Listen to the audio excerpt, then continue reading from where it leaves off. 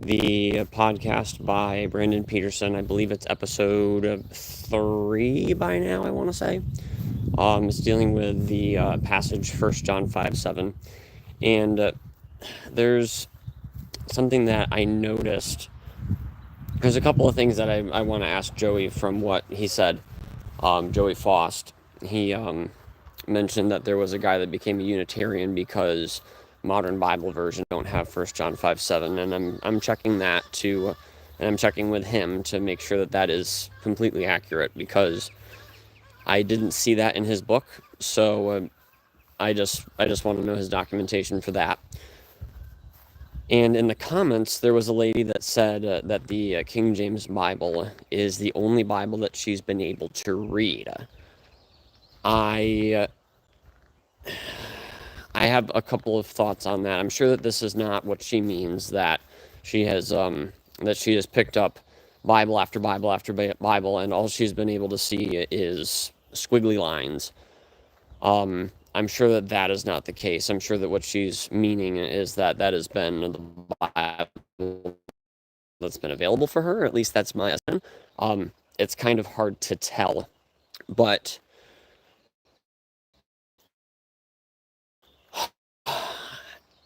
I will say that it is kind of a concerning idea that comes into the whole King James only discussion.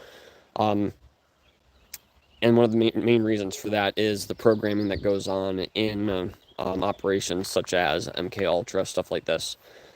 They, I believe, I want to say that Kelly, what is her name? Kelly? No, Cathy O'Brien. I want to say Cathy O'Brien from the Trance-formation of America.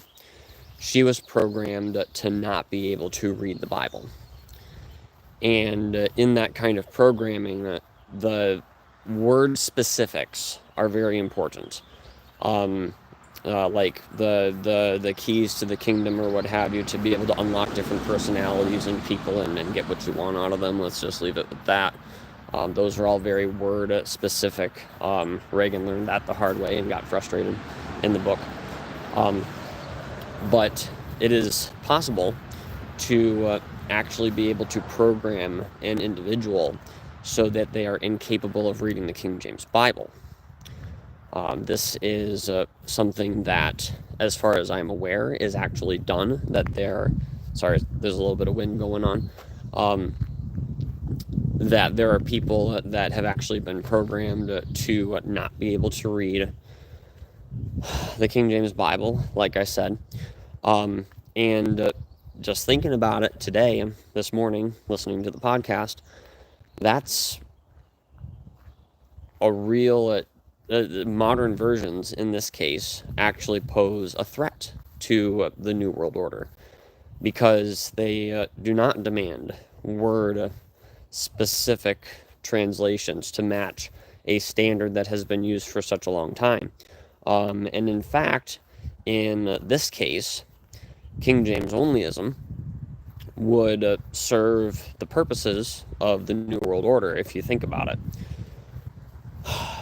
If, say you're a person who has been tortured and abused your entire life, and you've been programmed to not be able to read a King James Bible, and you attend a Christian church, a Baptist church, doesn't matter what doctrinal or prophecy persuasion they might have.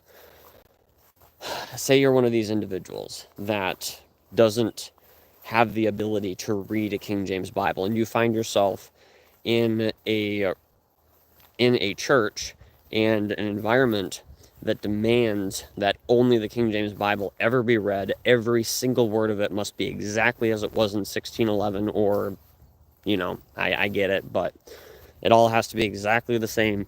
One word cannot be altered without causing extreme doctrinal corruption, and don't mess with the Bible, and all this other stuff.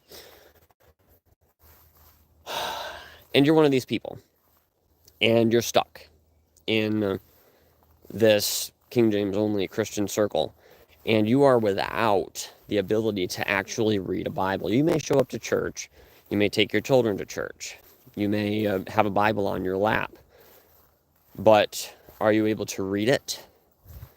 There are different people that have found themselves unable to read the King James Bible, not because it is difficult to read, but because of something that seems to be supernatural. I've mentioned these different cases before.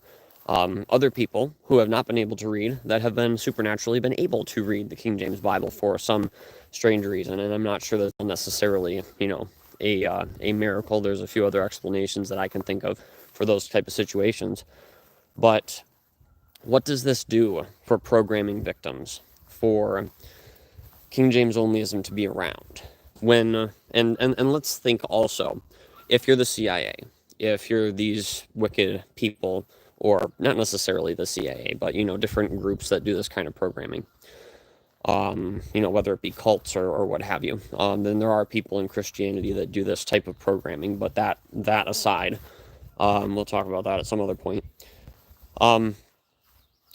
Say you're one of these people, and modern Bible versions start coming out that start changing and altering the words that you've used to program hundreds and thousands of people across the world. Different cultures, different languages. Predominantly for Christianity, though, Christian programming, it's going to be English. And it's going to be the King James Bible. But then modern versions start showing up that change words, that are messing up your programming practices. What would be the best way to actually counter this kind of development? Would it not be advantageous to launch a belief that the King James Bible, in all of its words, is the only accurate Bible, and take advantage of the programming that has happened in these people's minds and in their lives to promote this movement and to demand an every word Bible, like Jack Hyles used to say? It's a concerning thing for me. I mentioned this briefly on a few videos ago, one that I made driving my car. I haven't made an episode about this yet. I mentioned it a few times, though.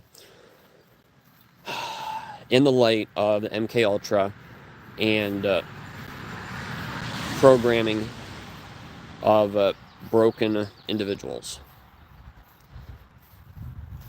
in the light of that, King James onlyism is greatly concerning, especially since it finds its home predominantly in fundamental Baptist Christian circles that are very, very heavily controlled by fears and superstitions, and by the leadership that they have in their churches and such. And with all of the abuse that has come out in these different circles, in these different King James only circles, a lot of King James only defenders that have actually been exposed as being evil frauds. And some people, I think, like, what was his name? The guy that basically apparently killed himself in a hospital bathroom. I forget his name, but he had a King James only podcast. I personally suspect foul play. I do not think that he just wanted to commit suicide because he was, feeling really, really guilty for the different things that he had done, different abuses that he had done that he basically admitted to before he died. That's a convoluted situation.